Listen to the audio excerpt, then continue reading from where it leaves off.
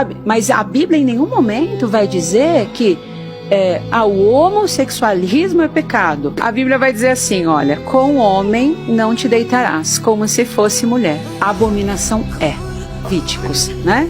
Velho Testamento. E aí, quando a gente olha, por exemplo, essa leitura, ela tem um contexto totalmente errado, porque quando ele fala isso, ele está dizendo que aquilo era um costume de adoração a outros deuses, não a Jesus. Mas tá mais pra frente, falando... E aí era um costume, e os povos adoravam seus deuses como um sacrifício. Então os homens se deitavam com outros homens para adorar outros deuses. Então assim, era muito maior do que isso, sabe? Mas a Bíblia em nenhum momento vai dizer que o homossexualismo é pecado, a prática homossexual é pecado. A Bíblia, a palavra de Deus, ela foi traduzida, como a Andressa disse, como eu disse em outro momento aqui, muitas vezes, milhões de vezes. Será que Jesus faria com os homossexuais o que as pessoas fazem hoje com a gente? Certamente ele não faria.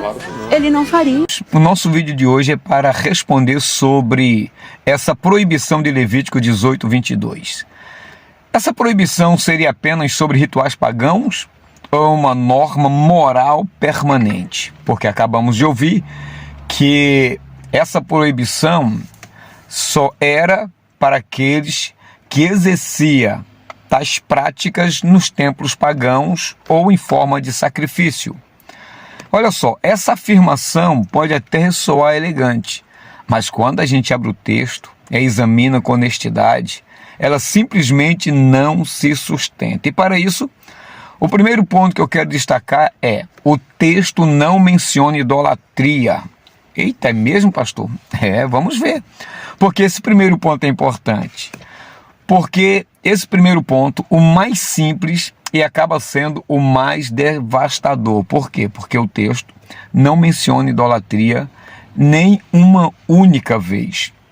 Quando a Torá quer falar, meus irmãos, de prostituição religiosa, pode ter certeza que ela vai usar palavras específicas como Kadesh, Kadeshá e Zanut. E essas palavras, geralmente, elas vão denotar, elas vão mostrar, elas vão esclarecer o que está acontecendo naquele momento ali. Por exemplo, ela aparece em Deuteronômio capítulo 23, versículo 17, em outros lugares.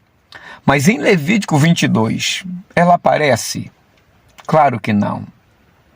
Nenhuma dessas palavras está lá. O texto vai usar a linguagem de relação sexual comum, o mesmo verbo usado para adultério no versículo 20. E outra coisa, se Deus quisesse proibir apenas sexo ritual pagão, ele teria deixado bem claro isso. E a ausência desse vocabulário, por si só, já é uma resposta bem clara para essa galera que quer dizer e afirma uma coisa que o texto não diz. Segundo ponto, olhe o contexto imediato. Leia Levítico 18 inteiro. Isso. E te digo mais, o que você irá encontrar lá? Você vai encontrar incesto no versículo 6 a 18, adultério no versículo 20, bestialidade no versículo 23 e no meio disso tudo o verso 22. Agora me diz, por que uma proibição sobre prostituição no templo estaria justamente no meio de uma proibição sobre incesto, adultério e relação com animais? Olha só, não faz sentido nenhum. Outra coisa, e o versículo 21 que fala sobre Moloque? Nós percebemos que ali está a idolatria explícita. Pô, beleza. E o verso 22? O verso 22 não. Se você fosse, se fosse sobre ritual, pode ter certeza que esse verso 22 estaria junto do 21. Mas o interessante é que o verso 22 está no meio. E ele está no meio do quê? No meio da ética sexual familiar. O contexto grita de maneira vívida e clara a intenção do texto. Isso me leva ao terceiro ponto, que a proibição é repetida em Levíticos 20. Olha, esse terceiro ponto é importante também. Porque esse terceiro ponto quase ninguém menciona. E por que ninguém menciona? É porque lá a proibição é repetida no versículo de número 13. Olha só, ali o texto é de penalidade jurídica, exatamente. O capítulo 20 é de penalidades jurídicas. Não é sobre culto. É sobre leis civis e criminais para a nação de Israel possa viver de maneira justa e agradável a Deus. E o texto diz: o seu sangue será sobre eles, ou seja, pena capital. Muito interessante, não é isso? Agora aqui cabe uma pergunta crucial. Por que repetir a proibição em um capítulo de leis penais se fosse apenas sobre rituais pagãos? Ninguém seria penalizado com pena capital por participar de um ritual isolado. Olha só, queridos, a pena indica uma violação moral permanente, não uma restrição ritual e temporária. Percebe? Isso nos leva ao quarto ponto, que é a palavra toevá e a criação. E aqui eu peço que você preste mais atenção do que antes. Por que isso é importante? Porque alguns dizem: mas abominação é usado somente para idolatria. Então, deve ser somente isso. O texto que fala que o homem não pode deitar com outro homem é só algo atribuído à idolatria. A resposta é toevá.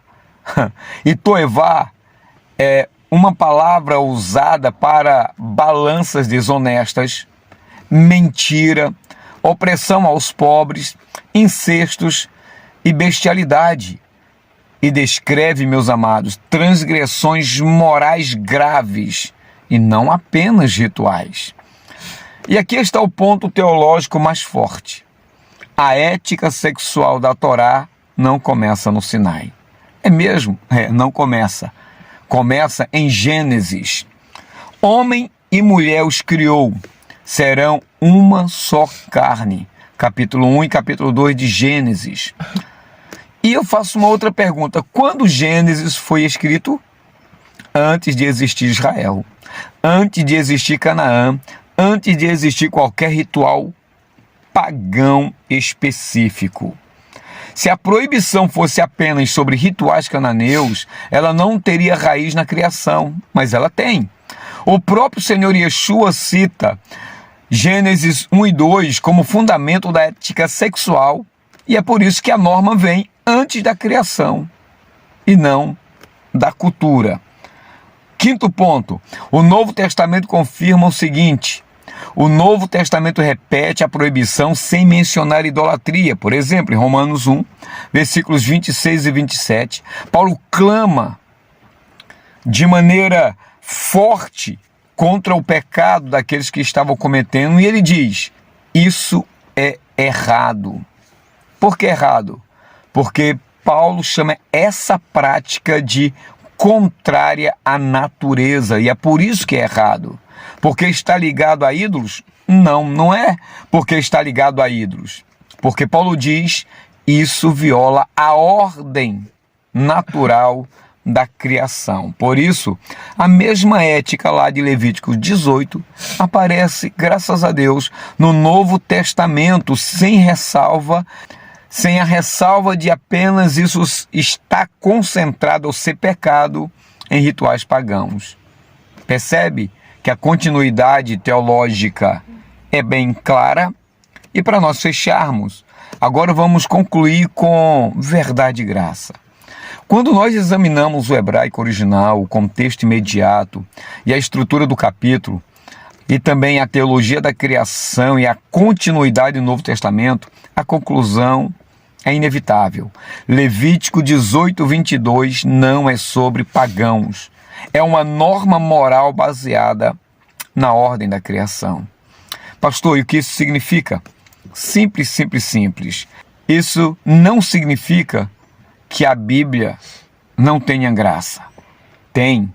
A Bíblia tem muita graça. Mas graça não é redefinir o pecado, é transformar o pecador, como diz 1 Coríntios capítulo 6, versículo 11. E é o que alguns têm sido, mas fostes lavados, fostes santificados. Olha só, meus irmãos e irmãs, a verdade e a graça caminham juntas, de mãos dadas. A Torá é luz, e luz revela, mas a Torá também guia. Por isso que uma interpretação honesta do texto, ela vai exigir que ouçamos o que ela realmente diz, não o que gostaríamos que ela dissesse. Que essa palavra tenha abençoado sua vida e feito você crescer em graça e em conhecimento. Tá bom? Shalom, vrahá e até a próxima.